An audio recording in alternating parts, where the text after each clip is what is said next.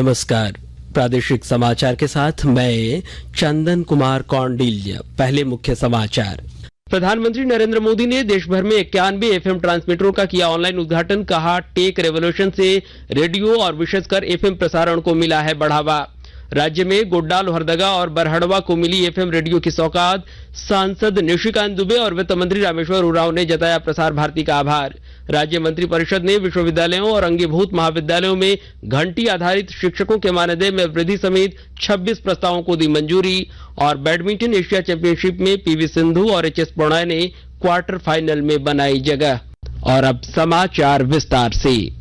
प्रधानमंत्री नरेंद्र मोदी ने देश भर में रेडियो प्रसारण को बढ़ावा देने के लिए आज 91 एफएम ट्रांसमीटरों का ऑनलाइन उद्घाटन किया।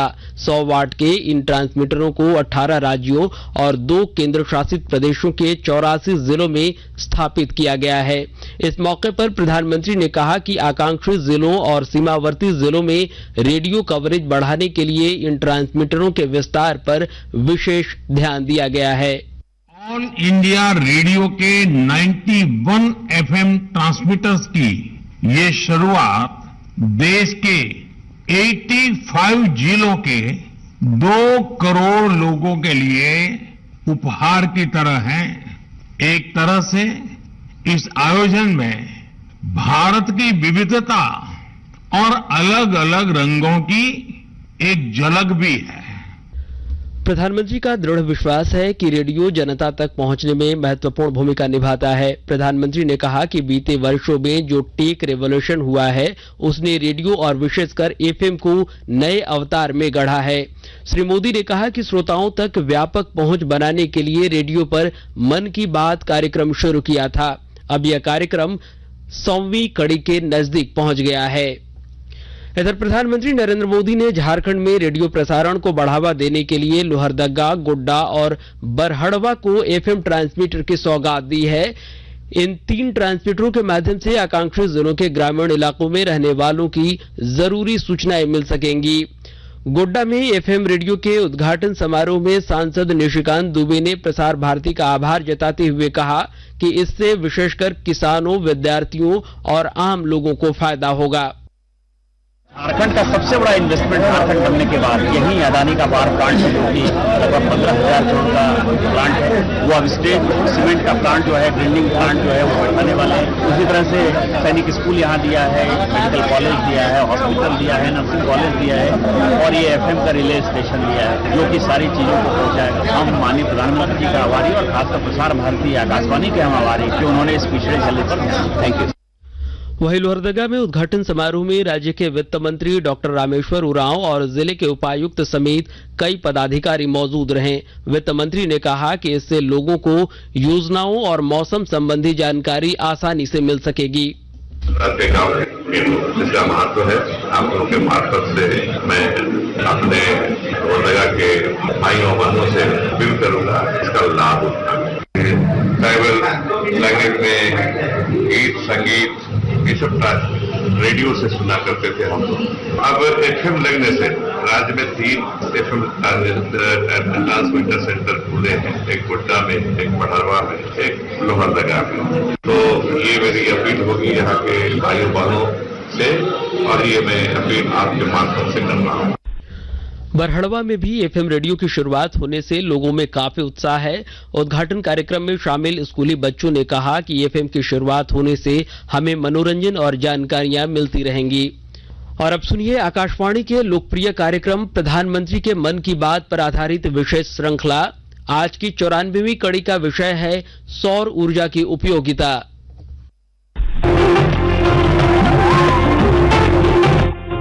लोग, आवाज और सीधा संवाद, यानी आपकी हम सबकी मन की बात। जी हाँ, ऐसे ही करोड़ों लोगों से जुड़ जाते हैं हमारे प्रधानमंत्री हर महीने मन की बात प्रोग्राम के साथ। आकाशवाणी पर यह सिलसिला इस महीने यानी अप्रैल में 100वीं कड़ी के साथ जारी रहेगा। इसी विशेष मौके पर मन की बात कार्यक्रम से प्रधानमंत्री के चुनिंदा संबोधनों को फिर से प्रस्तुत किया जा रहा है। इस विशेष कार्यक्रम की 94वीं कड़ी में प्रस्तुत है प्रधानमंत्री का वो संदेश जिसमें उन्होंने सौर ऊर्जा की अहमियत की चर्चा की। ग्रीन हाउस गैसों की लगातार जारी उत्सर्जन की वजह से धरती का तापमान लगातार बढ़ रहा है। इसकी वजह से जलवायु में बदलाव हो रहा है, गर्मी बढ़ रही है, बारिश में भी गिरावट हो रही है, जिसकी वजह से संसाधन घट रहे हैं। ऐसे में दुनिया का ध्यान अक्षय ऊर्जा की ओर बढ़ रहा है। अक्षय ऊर्जा का प्रमुख स्रोत है सौर ऊर्जा, जिसकी भारत में असीमित संभावनाएं हैं। भारत में इस दिशा में प्रधानमंत्री के प्रयासों से गति आई है। सौर ऊर्जा से लोगों की जिंदगी भी बदल रही है। प्रधानमंत्री ने 30 अक्टूबर 2022 को प्रसारित मन की बात में इसका यूं जिक्र किया है। भारत आज अपने पारंपरिक अनुभवों को आधुनिक विज्ञान से जोड़ रहा है। तभी आज हम सौर ऊर्जा से बिजली बनाने वाले सबसे बड़े देशों में शामिल हो गए हैं। सौर ऊर्जा से कैसे हमारे देश के गरीब और मध्यम वर्ग के जीवन में बदलाव आ रहा है, वो भी अध्ययन का विषय है।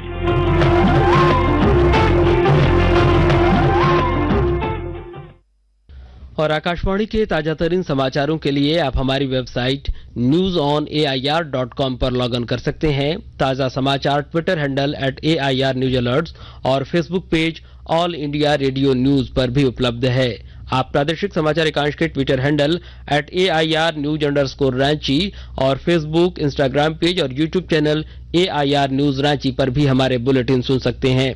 प्रादेशिक समाचार आप आकाशवाणी रांची से सुन रहे हैं। राज्य मंत्रिपरिषद ने राजकीय अभियंत्रण महाविद्यालयों, पॉलिटेक्निक संस्थानों, विश्वविद्यालयों और अंगीभूत महाविद्यालयों में संविदा और घंटी आधारित सहायक प्राध्यापकों के मानदेय में वृद्धि के प्रस्ताव को मंजूरी दे दी है। मुख्यमंत्री हेमंत सोरेन की अध्यक्षता में कल हुई मंत्रिपरिषद की बैठक में 26 प्रस्तावों को मंजूरी मिली। मंत्रिपरिषद ने सरकारी कर्मियों और पेंशन भोगियों के महंगाई भत्ता में 4% की वृद्धि, नगर निकायों के लिए प्रशासकों की नियुक्ति, चक्रधरपुर में अनुमंडल न्यायालय के गठन और बोकारो के नवाडी में डिग्री महाविद्यालय के निर्माण के प्रस्ताव को भी मंजूरी दे दी है। और गुमला जिला प्रशासन रागी उत्पादों को बढ़ावा देने के लिए कई कदम उठा रही है और ब्यौरा दे रहे हैं हमारे संवाददाता। इंटरनेशनल ईयर ऑफ मिलेट के तहत गुमला जिला रागी उत्पादों और नवाचारों से आने वाले दिनों में सूबे के अन्य जिले भी जुड़े। इसके लिए कोशिश की जा रही है कि गुमला जिला रागी मिशन का एक प्लेटफॉर्म उपलब्ध कराए। इसको लेकर गुमला जिला के उपायुक्त सुशांत गौरव ने रागी मिशन को विस्तारित रूप देने के संबंध में आवश्यक कार्य योजना बनाने के लिए संबंधित पदाधिकारियों को निर्देश दिया है। इसके साथ ही उपायुक्त ने आगामी 18 मई को जिले के पहले मिलेट कैफे का उद्घाटन करने का निर्देश दिया है।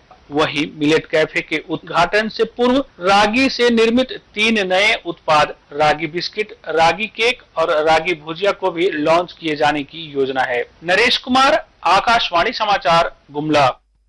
लातेहार जिला की एंटी ह्यूमन ट्रैफिकिंग यूनिट ने हिमाचल प्रदेश से 6 नाबालिग समेत 9 बच्चों का रेस्क्यू कराया है। सभी बच्चे गारू थाना क्षेत्र के रहने वाले हैं। इन सभी बच्चों को उनके परिजनों के हवाले कर दिया गया है।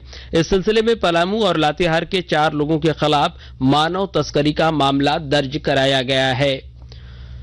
दुबई बैडमिंटन एशिया चैंपियनशिप में पीवी सिंधु और एचएस प्रणय अपने अपने वर्ग के क्वार्टर फाइनल में पहुंच गए हैं। महिला सिंगल्स में पीवी सिंधु ने प्री क्वार्टर में चीन की हान युई को हराया। वहीं पुरुष सिंगल्स प्री क्वार्टर फाइनल में प्रणय ने इंडोनेशिया के चिको औरा दिवाडयो को पराजित किया। पुरुष डबल्स में सात्विक साईराज और चिराग शेट्टी की जोड़ी भी अंतिम 8 में पहुंच गई है।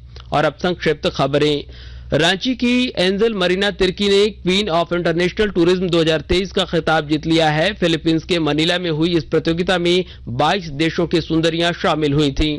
रेल मंत्रालय ने हटिया दुर्ग हटिया द्विसाप्ताहिक स्पेशल ट्रेन को 27 जुलाई तक चलाने का निर्णय लिया है। यह ट्रेन प्रत्येक मंगलवार और गुरुवार को चलेगी।